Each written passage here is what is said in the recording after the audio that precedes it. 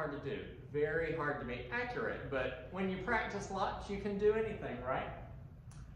Well, I'm excited that we're getting to do this together. You should, if you're watching this video, have received your xylophone. It's 15 notes, and all of the notes are colored. As you can see, it might be easier to see on the big thing or in person, but that's to help the younger ones, and even if you've never done anything like this before, it really should help you with coordinating some of the more difficult things like note reading when we get to that part in a little while. So you've got the C's are all red. It might be kind of a dark burgundy, dark red color on yours. They're just a little bit different because they're handmade. D is orange, E is yellow, F is green, G is dark, dark blue, A is a super, super dark purple, and B is kind of an indigo color or violet color, if you will. That should help you, and we'll talk about that in a second. You should also have 2 mallets with your xylophone. These came with it. If you don't have these, let me know and we'll make sure that you get some, but everybody should have these with the xylophone, okay, when they get it. You also get in the box this helpful little book, which is actually a bunch of music. Now, I'll explain a little bit about how different this is than ours when we get to that point, but this is songs that you can play after our camp if you want to and learn through these. So you'll be able to read note names and rhythms, but also you'll see at the very top of the sheet, let me get a little closer, you'll see that they've got colors, so if colors are easier for you to play by, you can follow the colors, okay? That might help our younger ones. And then you should have our summer camp music book. So this is our very own thing. I put this together for us so that we could try to tackle as much as possible in just 4 days, which is kind of a lot to do. You know, when we're together, we spend about an hour together, so we're gonna stretch that over a number of days. But this will take us through 4 days worth of information, and we'll get to all of that later. But you'll see we've got color-coded notes that these colors match our xylophones, okay? So that's what that is. If you don't have any of these things, our book that I made is going to be available in an email to your parents so that they can open that on the computer. If for some reason you don't get this or you lose it or it's missing something, it shouldn't be, but that's just in case, okay? I'm looking forward to getting going. Let's have fun. Why do we call these pitched? Well, just like with a piano, for instance, you've got something striking the instrument, but what's different than a drum is that all of these notes or bars are cut by a craftsman to be a certain length, and those lengths, however long or short it is, produce pitches, just like when we sing or play handbells. So with the pitched percussion family, what we're actually doing is we're creating a rhythm just like with drums, but we're also making a tune, a pitch, when we play the notes. So it works on things like this little tiny bell set, all the way up to this much larger bass xylophone. And even in the video that opened us, that guy had a much larger one. So you can get them in all sorts of sizes so that you can hit all of the ranges that exist like on a piano, for instance. So the pitch part is based on the length of the note or the wooden bar. So that's what we're doing in camp. Now, why do we do this? Why the xylophone? Well, if you remember some of these larger things that we've not gotten to pull out a whole lot, but we have some, we have a large set of these here at the church.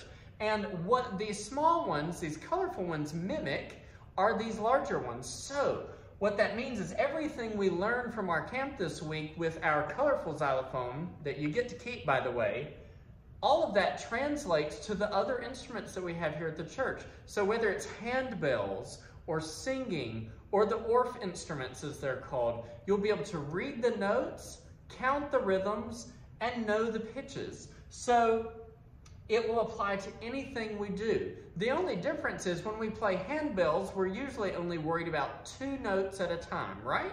Because you've got 2 hands. When you get older, you can handle a few more, so maybe 4, but what we're used to is 2 notes.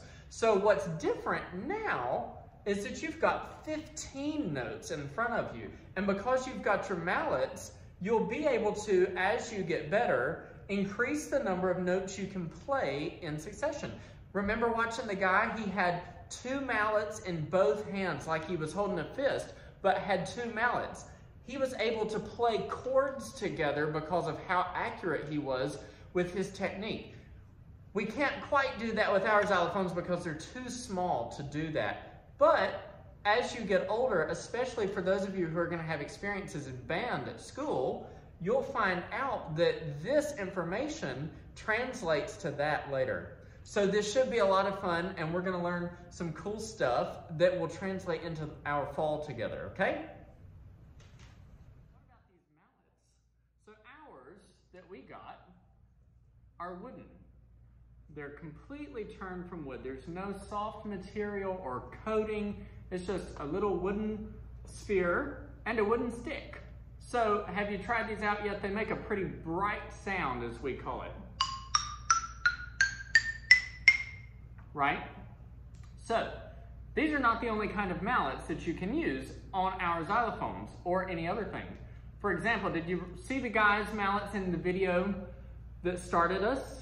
He was using kind of a cotton-covered mallet that had some wrapping around it, and it made the bigger wooden bars speak a little more clearly. Rather than so bright, it was kind of warmer and darker.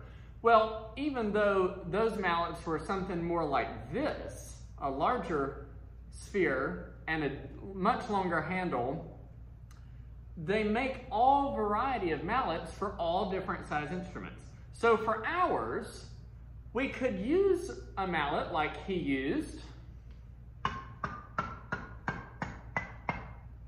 but it doesn't quite have the effect we need it to have. So we can try some smaller mallets. And you might have seen these when we do handbells and things like that. There are mallets that are very similar for playing on the rim of the bell. But for example, let's look at this one. This is a small little yellow hard rubber tip sphere and a plastic handle. Here's the difference. Now remember ours. Can you tell? This one, the plastic one, has a little richer sound because it's not so hard that when you hit the note, it has a little more time to resonate rather than with the hard mallet. Now let's look at some of these other ones. This blue one is actually a larger head and is much softer rubber. So let's see, how do you think this one's gonna sound?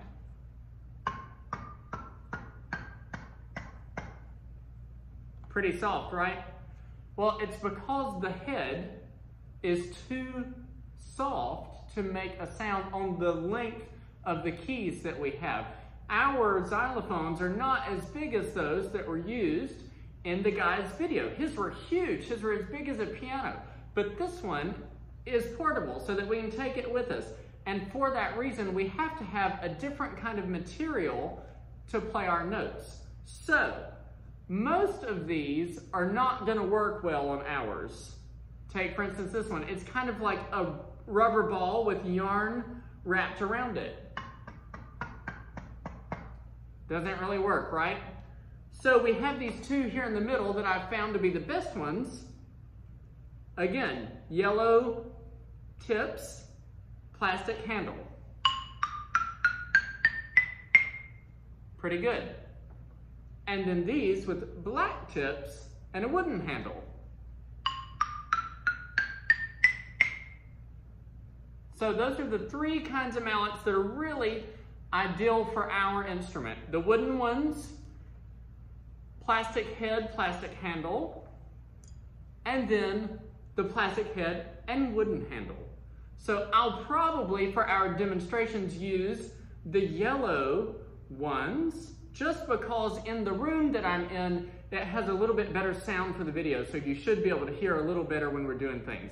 So that's an explanation on mallets. Now, you'll see probably when we get back together and some of our bigger xylophones that we have that sit on the floor, you'll see that we've got a great need for these larger mallets, okay? So we will get time to experiment with those when we get back together, but for now, enjoy these. These wooden ones work really well on our xylophone, and you can even get some other ones like these that I'll use later on if you want to, okay? That's mallet activities. Now, if you're younger, you may not have done this yet, and that's okay, because we're gonna go over it, and we'll do more this fall. But quickly, we've got several different kinds of note values. Remember what note values are? That's the length of time you hold a beat. So for clapping,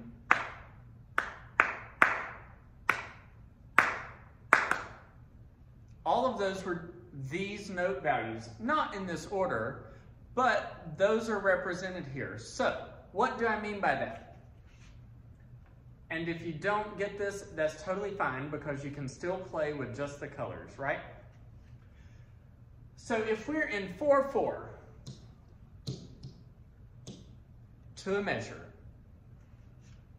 we can have one whole note per measure.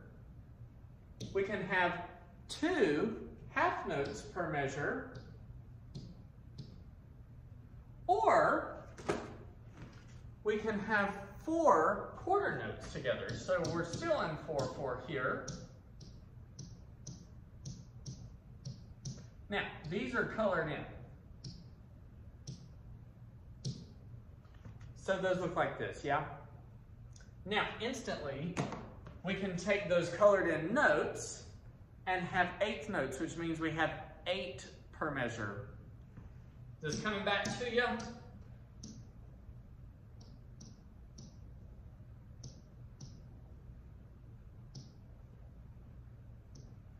Remember my shorthand, it's just kind of a little line. So, for those. Now, we never really talked about 16th notes, and we can have 16 of those in a measure. Now, I don't think we're gonna have those in any of our songs, so we don't really need to worry about that, but the next exercise is really fun, and it's gonna have some of those. So, let's talk about it quickly, okay? So, these 16th notes make up one beat if you have 4. So in 4/4, how many can you have in one measure? 16. So I'm not gonna draw out 16 16th notes, but they have a double flag. Do you remember the flag? So like this, you've just got 2. So you get a second flag. And it's kind of hard to see because this is blurry on here, but you can see it in your packet. There are 2 flags here, and they connect with this line. So that's how you have a 16th note. Now, how does this work for us?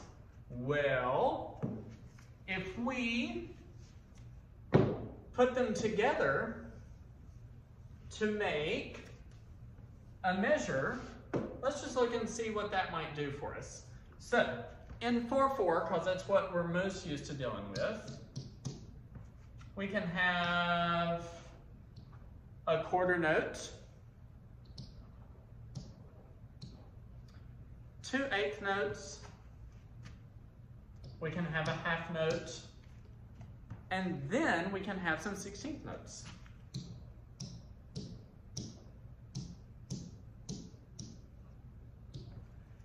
All of those 16th notes are connected by that line at the top. All that means is that they're side by side, and so that the flag doesn't get confusing, we have those bars at the top connect them instead. Otherwise, it'd be really hard and not as quick for your eyes to notice it when you're reading the music. So, what does this do for us? Well, if we were to clap it out, we're missing some beats down here, right? So we probably need to put them in. So let's do a half note and an 8th note. So if we've got a very slow beat, it sounds like this.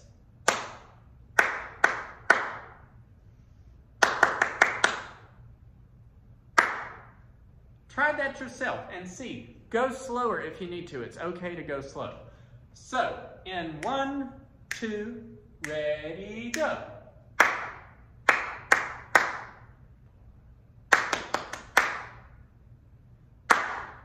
How'd you do? Did you do okay? That's kind of hard, and we don't need to really worry about it, but it's fun in the next exercise. Let's look at that quickly. So, let's get rid of this using our fabulous smartboard that we've not really gotten to use together yet. Now, you've got this rhythm guide in your book on, I think, about the 3rd page. So, what is it? We've not really done this before, but if you remember from Wednesday nights, we would clap rhythms just like we just did and make up our own. Well, what I've done is found this chart that actually uses food names. Everybody loves food, right? So we've got these food names, and the syllables have been made into note rhythms, okay? So let me blow this up just a little bit. So we have things like hot dog and apple pie and avocado toast and tater tot casserole. So what we're gonna do now is learn our note values based on how we say these things. I won't do all of them with you, probably, but you'll get a hang of it. So, the first one is hot dog. Well, that is spoken kind of slowly as opposed to apple pie, right? Or chocolate strawberry. So it's all about where we put the stress on these words, but they've conveniently made this neat chart for us. So look in your book and do these with me. So if we've got a slow beat again, so very slow, because I want you to be able to get the hang of it. So if we're doing this, and we just go across the line. Hot dog, grape soda, apple pie, hot fudge sundae, coconut shrimp. Did you catch it? We had 16th notes already. Where? It was coconut shrimp. So the coconut shrimp. So you've got 2 16th notes, an 8th note, and a quarter note. So coconut shrimp. So now are you getting the hang of this? The next ones get a little harder. Rice Krispie treat, chocolate strawberry, cinnamon oatmeal, milk and cereal, avocado toast.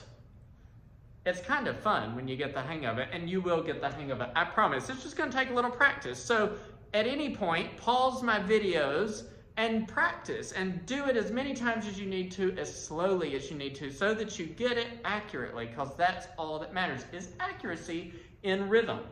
So do that with the other things, and then I want you to take your xylophone, choose any of the notes that you want to. What I would recommend doing is find something fun, maybe take some crayons and draw some circles over these notes so that on your xylophones you can practice these rhythms on notes. Now you're not reading note names yet because these are just rhythms, but it'll be a fun exercise for you to have a feel at how to play the xylophone. So with the hot dog, for instance, let's say you play yellow and red. Okay, so you would play E and C on your xylophone because that's the color of those note names on the instrument. Likewise, avocado toast. Maybe you play all of avocado on green, and maybe something like note A, which is really dark purple but kind of looks like this pit right here. So, avocado toast. So you change it up, okay? Milk and cereal, maybe yellow and red again. Strawberry ice cream, you've got red notes, you've got some purple notes. Make it up. There's no right or wrong. There are 100,000 ways to do this. But what it will get you doing is playing the instrument with some rhythms, and get these rhythms where you really know them well. Our song for camp is not quite as difficult as these rhythms are, but in so doing, these rhythms will set you up to be able to play things in the fall and maybe even do some harder exercises with things that are to come, okay? So do that. Like I said, make up the notes, and that will set you up in a really good spot for tomorrow's video. So practice that, have fun with it, and just practice slowly. If you need to do things again, that's fine. We all have to do things again. That's just part of how we learn to play instruments or to sing. It's just the process. So don't feel bad if you don't get it the first time through.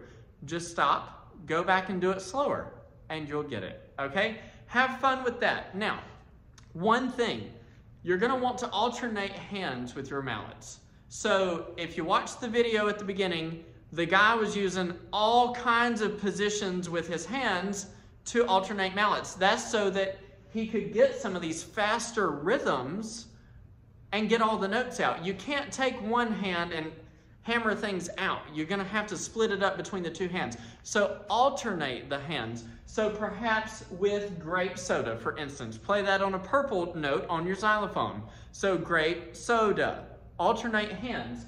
Even hot dog, even though that's a slow rhythm, hot dog or hot dog. It doesn't matter which alternation you use, but alternate so that you get the hang of feeling both hands produce the pitches and the rhythms, okay? If you've got any questions, shoot me an email. I'll be glad to help you, but it's pretty straightforward. All you have to do is mimic these rhythms on any note on your xylophone until you get the hang of it, okay? And I'll see you tomorrow. Bye.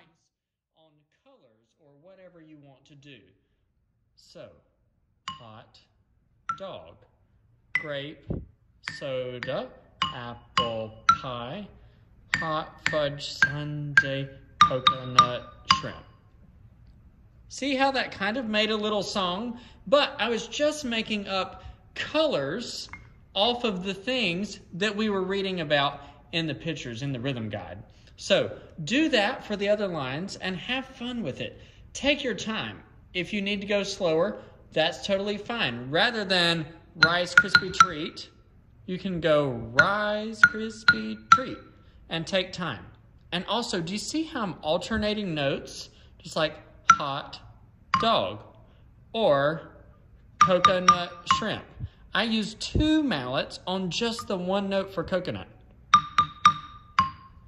All you have to do is alternate the hand. But now, obviously, if you're going to be side by side, you're going to end up hitting other notes. So when you want to use alternating mallets on one note, you simply move the mallets to where they're more straight up and down with one another rather than side to side. Have fun.